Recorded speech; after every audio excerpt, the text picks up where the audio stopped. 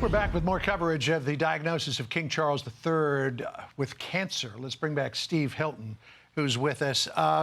President Biden has weighed in on this now, Steve, saying that he's concerned about King Charles' diagnosis. We'll call him later. I don't know if that means today or tomorrow because it's already about 8 o'clock there in the UK.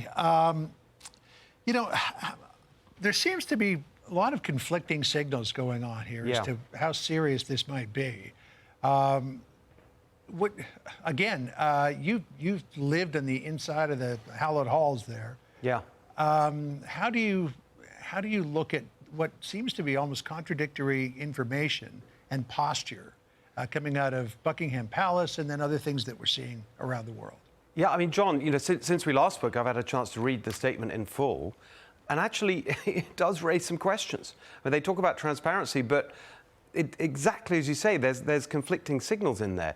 They emphasize, obviously, that the previous procedure was benign, and then they talk about a form of cancer. They're not specific about what it is, and then immediately the treatment begins, and so on. And actually, because of all these things put together, and I think there will be a sense of, wait, this looks more serious than they're letting on, and that does fight against this notion of transparency that they've been, you know, quite rightly trying to emphasize.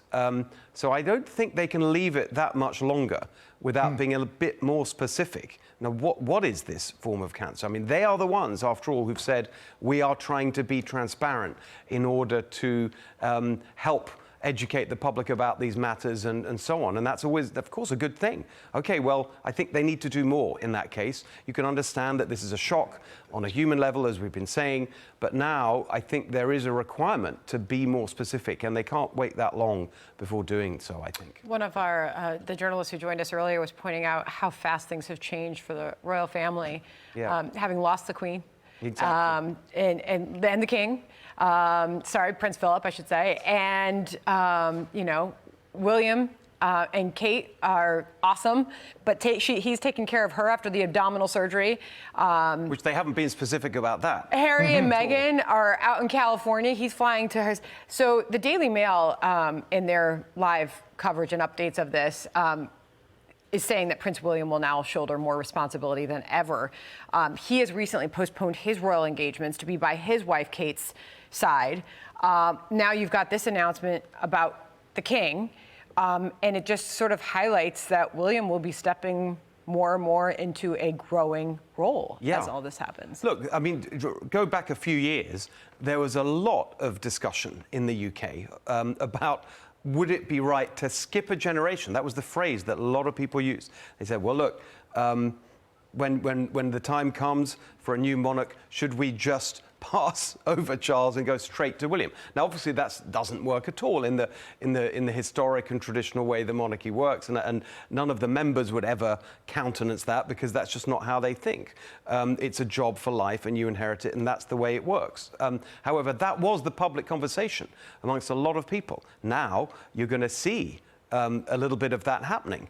If William, we don't know how long this is going to be for. In the statement, they talk about getting back to duties, you know, very soon. Well, that doesn't feel as if it doesn't feel as if we're going to see that when you've got this indication that Prince William is going to be actually taking on a lot of responsibility. So it's very much quicker than anyone imagined, moving to a situation that you saw towards the end of Queen Elizabeth's reign, where Prince Charles stepped in and took over a lot of her responsibilities as she was becoming more and more frail. For example, one of the main ones, the state opening of Parliament.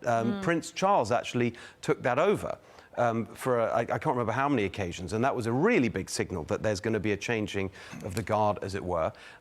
We'll see how long this lasts, but it's interesting that it's happening so quickly into his reign. Really interesting. And by the way, Camilla's been president of a major cancer organization, Maggie's Cancer Support, since 2008.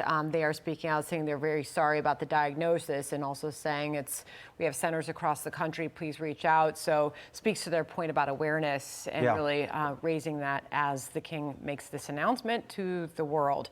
We're going to have continued reaction. We'll be right back. I'm Steve Doocy. I'm Brian Kilmeade. And I'm Ainsley Earhart. And click here to subscribe to the Fox News YouTube page to catch our hottest interviews and most compelling analysis.